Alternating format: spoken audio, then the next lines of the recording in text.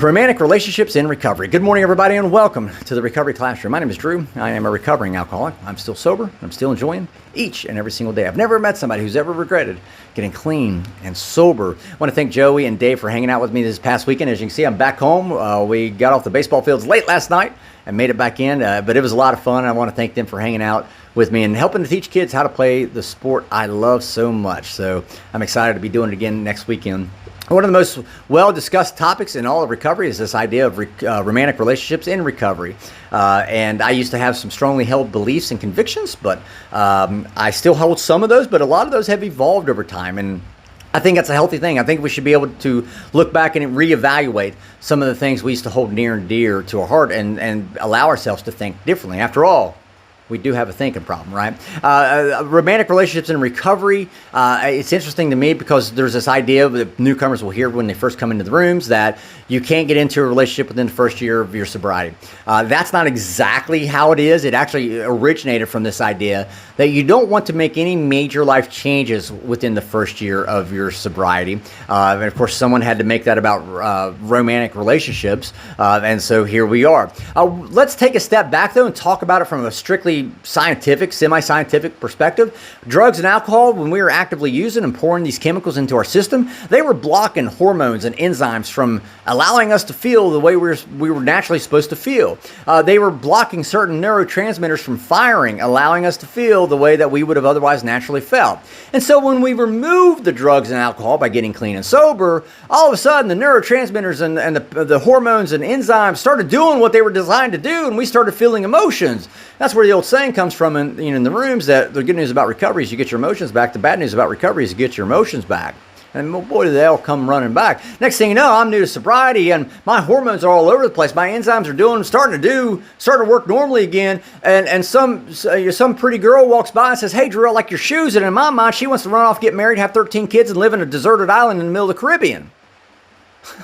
That's usually how it goes. When it comes to relationships, keep this in mind, and keep this in mind for all of recovery. There are no rules. There are, first and foremost, no rules. With the program of action known as AA, it's a program of suggestions, but it does not requirements. And I think some of the people in AA have forgotten that. I digress. But there are no rules. And so when it comes to personal relationships, you keep this stuff in mind. Those hormones that are starting to reset, they're going to be all over the place. You got to be careful, and I don't necessarily recommend per se two brand new people that are brand new to sobriety getting into a relationship. That doesn't make sense to me because what happens when you're a drug addict and your spouse, your partner is a drug addict as well, and they relapse, and now all of a sudden that person is giving you an excuse to go off and relapse. That's kind of what the thought process is.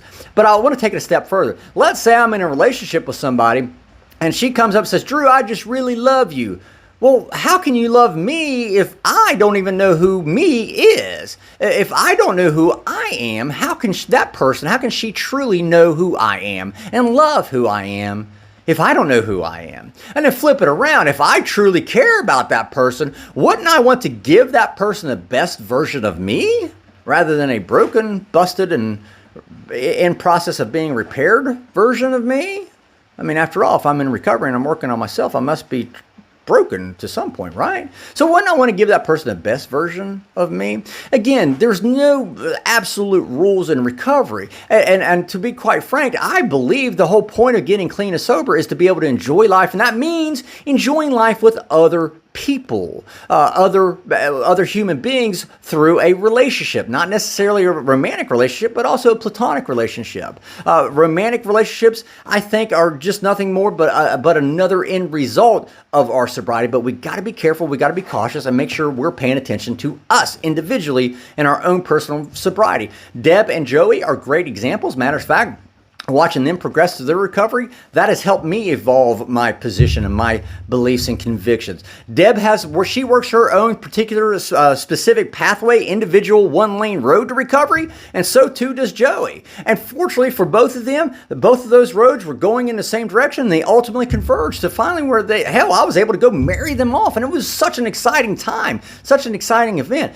Getting yourself clean and sober means allowing yourself to enjoy the benefits and blessings that God God has in store for you. And 9 times out of 10, in my mind, that means God's got another human being in this world that He's got lined up to have, so you can have that relationship, be it platonic, be it romantic, or whatever. But we got to be careful, though, especially when it comes to romantic relationships, with our hormones being all over the map. We're brand new to sobriety. We're still trying to figure out who we are. We could be endangering other people, and that's the last thing we want to do. So with that being said, I'm out of time. Thank you guys for letting me come in and share 5 to 10 minutes of your day with you. You guys absolutely keep me sober, and I cannot be any more appreciative. If you like the content of the Recovery Classroom monologues, please feel free to like and share on your own Facebook page and all of your other social media channels. We'll be talking again soon, guys. Remember, you can't get drunk if you don't take that first drink.